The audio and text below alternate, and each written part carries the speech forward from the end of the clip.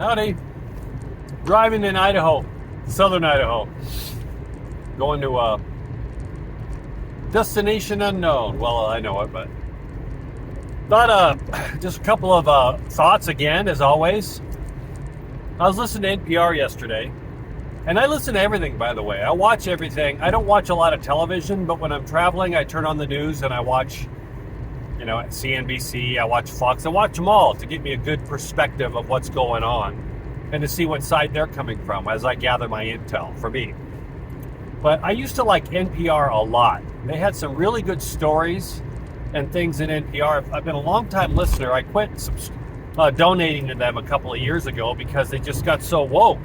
It was like every story had an angle to it, some sort of thing to push an agenda, like a lot of magazine subscriptions that I got rid of the last few years because they got woke, go broke. It's just not fun to listen to. I don't like being talked down to or trying to be having ideas pushed down my throat like a lot of these news organizations are doing now. Anyway, got a little tangent there, but I was very entertained by this NPR. It was a round table.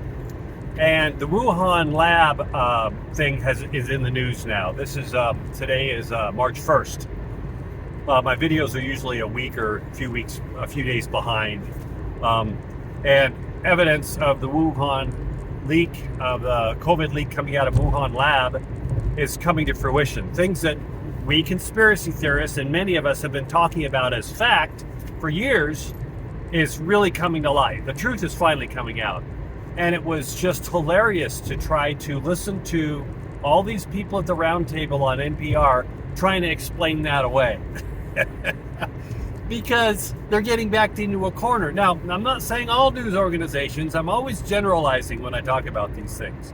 But the way I've looked, and I've talked about this for a lot of news organizations, a lot of the mainstream media are an arm of what we call the deep state, of trying to push agendas, of basically lying and pushing an agenda to people to force the COVID thing is the perfect example. That's falling apart right in front of our eyes right now. You can see it, and those that don't want to see it will have no choice but to see it coming soon, because that narrative is falling apart. The vaccine effective, all of it, everything I've talked about, the effectiveness of vaccines is not what they said, all of it. It's coming out. But a large part of the mainstream media too was pushing the agenda that the COVID started by, animal to human, which was patently false. The evidence has been there all along that it came from gain of function research done by the Pentagon, done by the United States, Fauci and people incorporated, and it came out of the Wuhan lab in Wuhan. The evidence has been there. Evidence, hard evidence, but it's been suppressed by large factions of the media, leaders, political leaders, and whatnot. Anyway, we've been all there. You'll see that if you ever want to go down the rabbit hole and do your own research. But what's going to be really fun to watch, fun for people like me, conspiracy theorists. It's funny how we conspiracy theorists, most of what we were talking about 2 or 3 years ago is coming to light now and accepted as common knowledge. I wonder why. Anyway, back to NPR.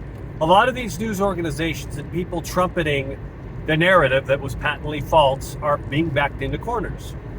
And and there'll be a point where, already, I don't know if the majority, but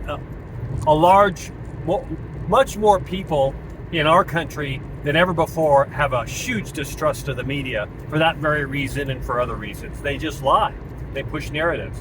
But now it's going to become blatantly obvious because they've been pushing this narrative for, let's talk on this level alone, just the COVID narrative for 3 years now that's been false. And now it's coming out and they won't have anywhere to turn.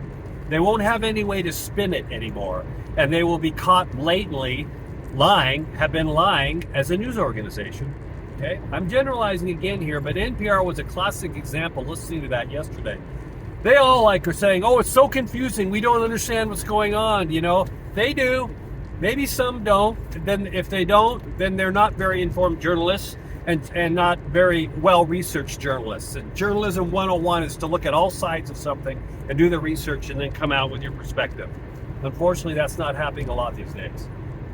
Anyway, it's going to be, just watch. Watch the news organizations, specifically the big ones. And I'm talking all of them. Fox, MSNBC. It's been happening already for those of us that can see and are awake, but now it's going to be happening more for the people who've been asleep and not quite noticing it because they'll have nowhere to turn. They're being backed into a corner and they can't spin anything anymore. And this is classic. So the NPR thing was like a light that came on for me saying we've shifted into a new part of this war. We're in war right now. We're in third World War was never about bombs and bullets. It was always going to be about a war for our souls and minds.